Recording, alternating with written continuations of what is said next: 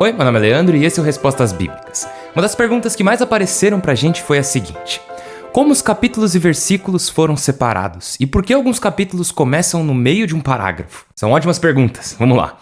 Por que temos capítulos e por que temos versículos? Originalmente, tanto o Antigo quanto o Novo Testamento não tinham capítulos e não tinham versículos. Isso veio um pouco depois. Quem inicialmente dividiu as escrituras foi São Jerônimo no século V, especialmente o Novo Testamento, em porções bem pequenas chamadas de perícopes. E se você for fazer algum estudo ou se aprofundar em teologia, você vai ver que os estudiosos, quando vão falar de algum momento, eles falam de um perícope específico. Por exemplo, de Jesus andando sobre as águas ou alguma outra.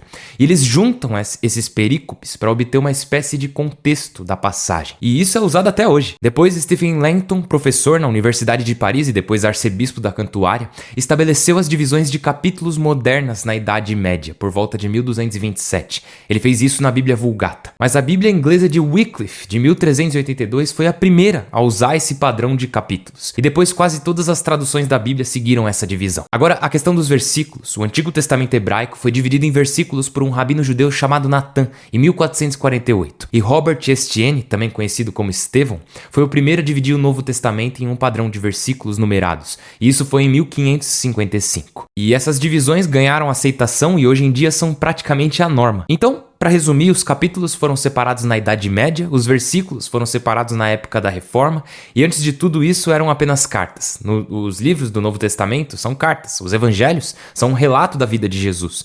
E toda essa divisão foi feita para ficar mais fácil de se referir a partes das escrituras. Agora, a outra pergunta que vocês fizeram era: por que às vezes parece que um capítulo começa no meio de um pensamento ou de um parágrafo? Então, não há nada inspirado sobre onde esses capítulos começam ou terminam. Só foi decidido por alguém onde começar e terminar os versículos e os parágrafos. E acabou que ficou assim até hoje. É por isso que você não deve basear a sua teologia nessas divisões.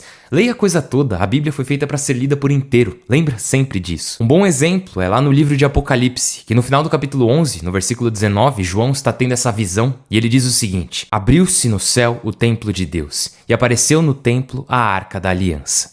Houve relâmpagos, estampidos, trovões, um terremoto e forte chuva de pedras. E é assim que acaba o capítulo 11. Aí você pensa, pô, beleza, agora é o capítulo 12 então, é outra coisa. Mas não. Simplesmente o capítulo 12 continua exatamente de onde parou e fala da bem-aventurada Virgem Maria como a nova Arca da Aliança. Porque ele diz que viu a Arca da Aliança, João a viu no céu, e daí o capítulo termina. Mas aí o capítulo 12 começa com o seguinte: um grande sinal apareceu no céu.